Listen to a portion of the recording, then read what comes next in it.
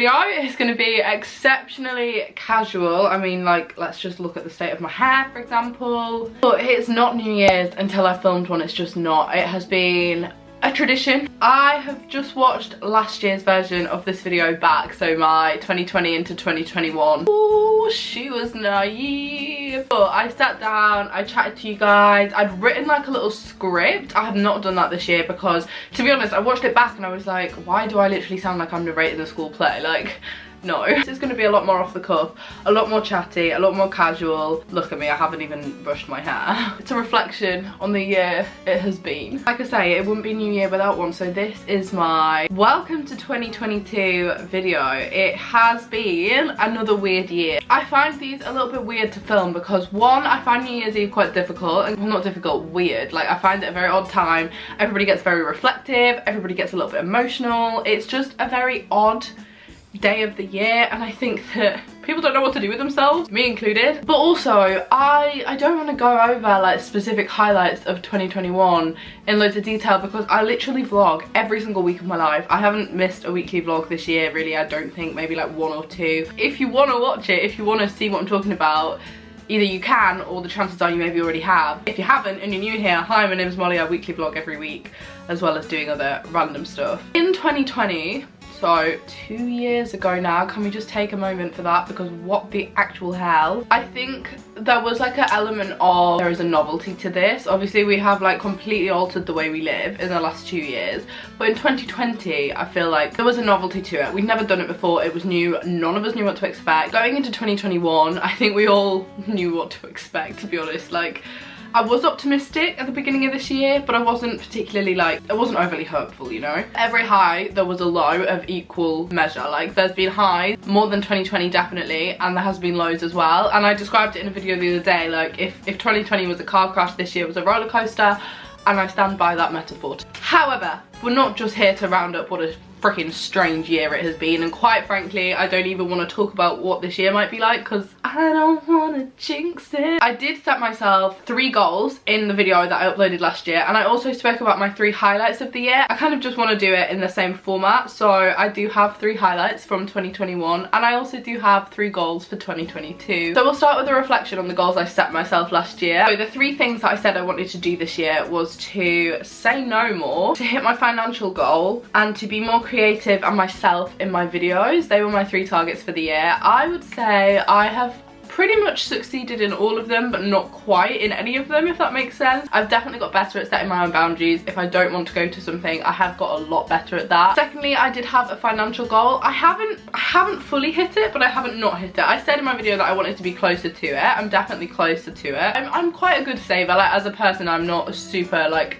I don't spend loads of money on like stuff. I mean, I do spend a lot of money on food and also trains, but like, generally I think that obviously there was a lot more freedom this year. There was a lot more flexibility to, like, you know, travel a bit more, travel within the country a bit more, go to festivals and stuff. So I have spent more money than 2020, but yeah, I'm definitely nearer. I've also got into investing a little bit this year, which is a bit rogue. And then my last one was to be more creative and myself in my videos. I definitely think I've become more creative. I don't know if I've been more myself, and I only say that because I uploaded a video last week where I spoke about how sometimes I struggle to be myself and articulate what I mean. So I think that's 50-50 on that one, but it does lead me into my 3 highlights of the year because I do think I have been more creative in my videos, and that is one of the highlights of my 2021. I absolutely loved the content that I was putting out over the summer. For the first time in like 18 months, 2 years, maybe excluding my Australia vlogs, because I loved editing those, I loved filming those. Whereas the content I was creating in the summer, I absolutely loved it. Some of them were the best viewed videos I've done all year, but also some of them weren't, and that literally didn't even matter to me. Like, I was having the best time creating them. The videos I'm speaking about specifically are kind of travel related ones that I did with my brother. We did Land's End to John O'Groats, which was one of my highlights of the year. I had such a fun time filming that video, traveling the length of the country with my brother. We saw areas we've never been to. It was a beautiful, beautiful weekend.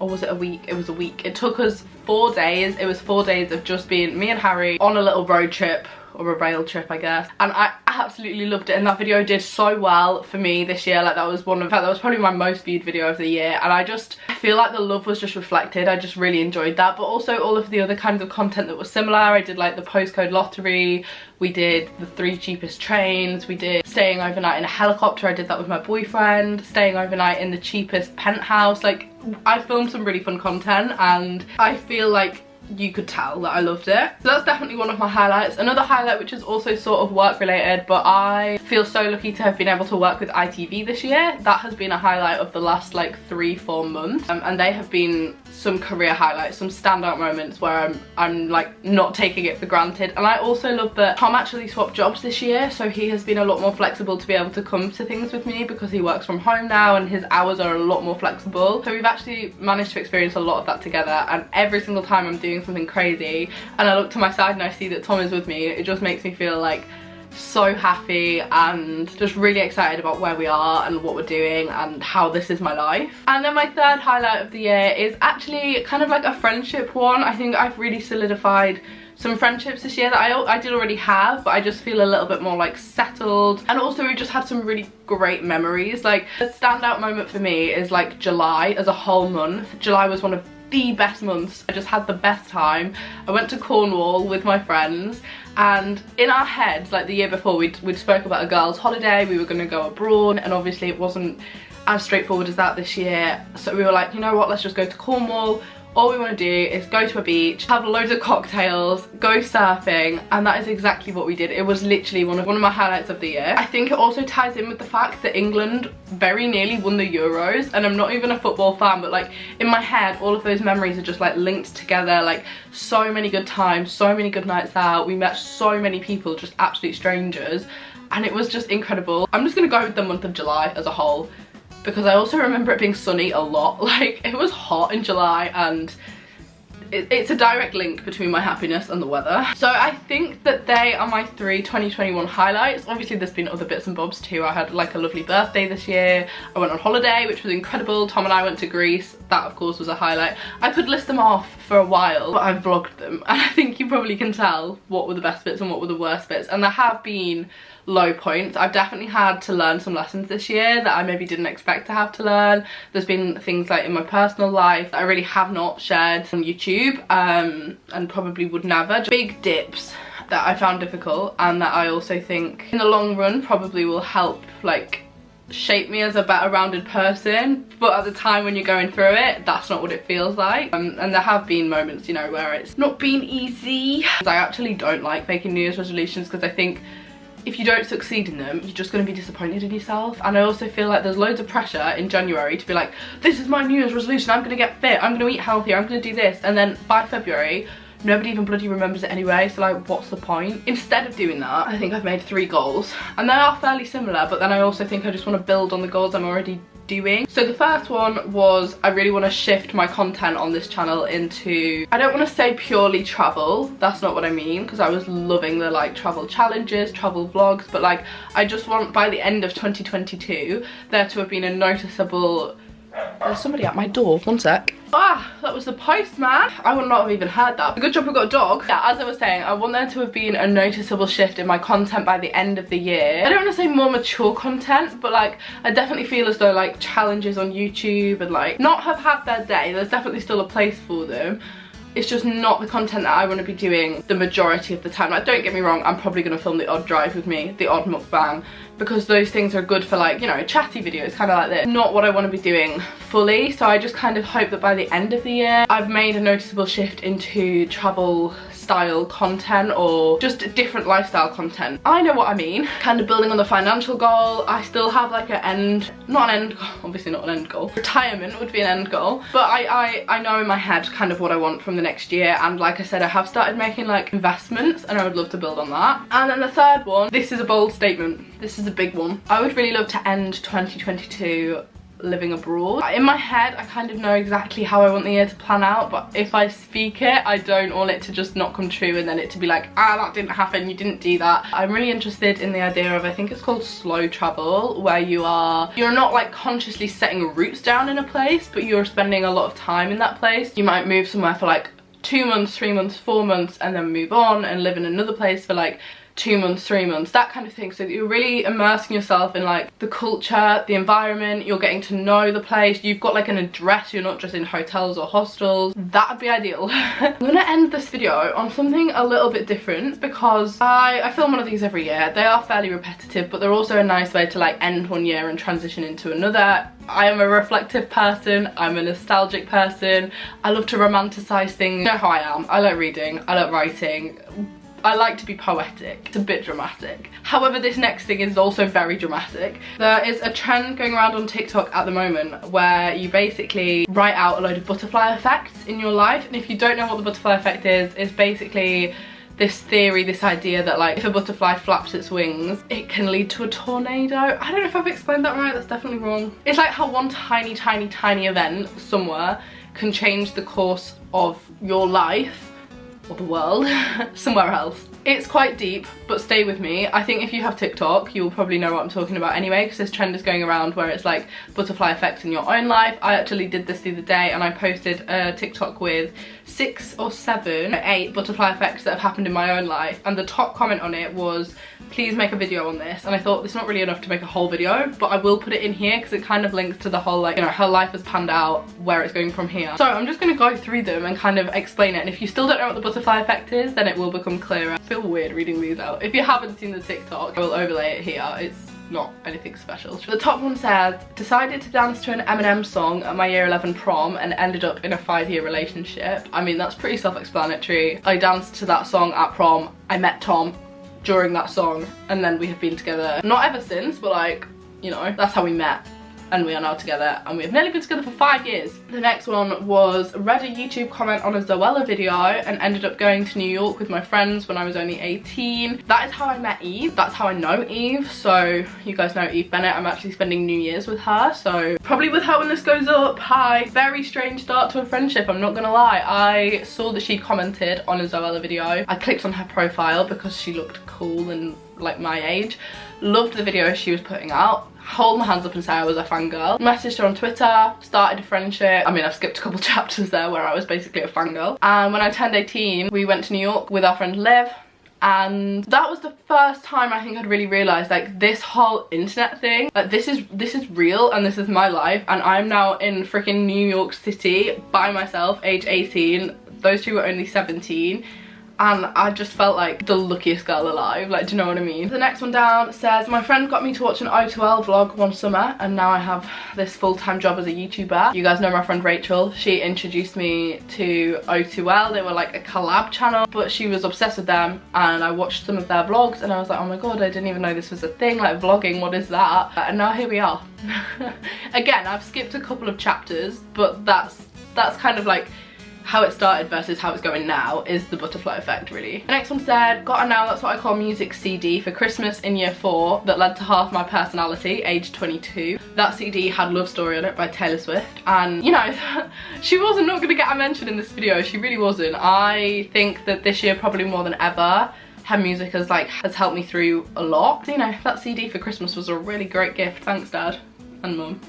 Pretty sure my dad got me it. The next one is probably the biggest jump. Took history for GCSE and ended up celebrating the Euro semi-finals on a beach in Cornwall with a load of strangers. And you're probably thinking, how do those two events link together? Basically, if I hadn't have took history for GCSE, I would never have met my friend Gabby. I ended up meeting her in France because we were all on a school trip, like the whole history department went on a school trip to the battlefield. Met Gabby. Gabby kind of became in our friendship group. Done loads of cool stuff with Gabby over the years. I've filmed a lot of it. One of them was going to Cornwall this summer. The Euro semi-final happened, we won, which was, it still just doesn't feel like that happened. Very weird. And the biggest celebration, the biggest party happened on Town Beach in Newquay. Just anybody, randomers, strangers, teenagers, 20-something, 30-something, everybody just partying, celebrating, champagne bottles. I don't even know where people got them from, but everybody had champagne and Prosecco and was spraying it like everywhere. And I just think, isn't it strange how I ended up there from picking history as a GCSE in year 9. Like, what the hell? Okay, 3 more. Gonna run through them really quick. This one's really obvious, to be fair. Moved cities to do an art course, hated it and ended up in Australia instead. Moved to Leeds to do an art foundation course, did not enjoy it. Spent the whole year thinking about what am I gonna do next year, what am I gonna do instead. Found Unjaded Jade's videos whilst I was in my flat one night. I remember watching them. Became obsessed with the fact that she was in Australia. I just thought it was the most beautiful country. Booked a flight. And that probably wouldn't have happened if I wasn't so unhappy at the time. Okay, this is another random one. Feeding a goat on holiday and ended up with one of the best Halloween nights out 10 years later and a friend for life. When I was 11, I went on holiday to the Yorkshire Dales. I met my friend Jack. Jack was a huge part of like my teenage years. Like, we went out for Halloween, some of you might remember, in Liverpool a couple of years ago. It was the best Halloween night out I've ever been on. It was so weird. You know when you go on those nights out and like loads of things happen that are just so random, and then when you wake up the next morning you're going through a list in your head and you're like, I can't believe that happened, I can't believe that happened, I can't believe that happened. It was a really, really bizarre night, but one of the best. That would not have happened if I hadn't have been feeding that goat, which is where I met him 10 years prior to that. So weird.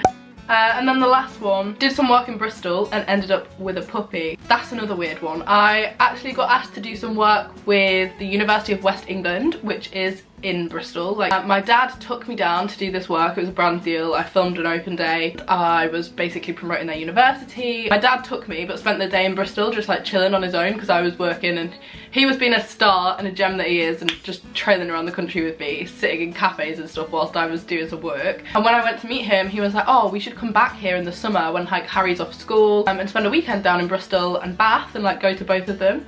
Anyway, we did that. We went back a couple of weeks later, did like a long weekend there, and whilst we were away, my dad found these dogs for sale that were kind of on the way back. So we were like, shall we stop in and have a look at these dogs on the way back? And then we got Lottie.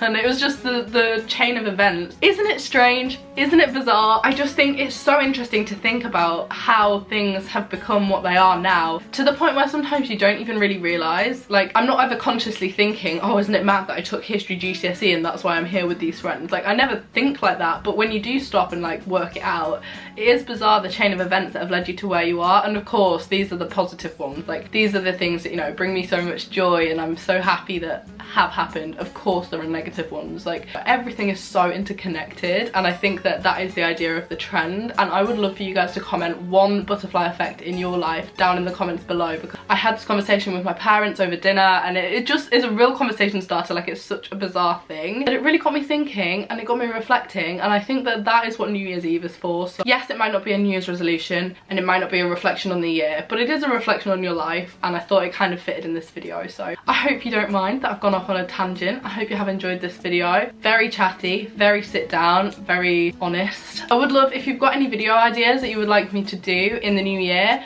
please do comment them down below. I asked on Instagram, I have made a list, and I've got some ideas that I want to create, but I did say this on my story. I find January the hardest month for inspiration. Like, yeah, if there's anything that you love watching right now, do let me know in the comments as well. I shall be back on my channel on Tuesday. I think you're going to be seeing a lot more of my brother after Christmas because I really want to film some content with him whilst he's home from university. Yeah, do subscribe so that you don't miss it. Thank you so much for your support this year. I've said it so many times, so I'm not going to go over it, but it really, really means the world. I feel like so lucky that I'm sat here still doing this job, so thank you. Hope you had the best New Year's Eve, and I shall see you guys on my channel on Tuesday. Bye!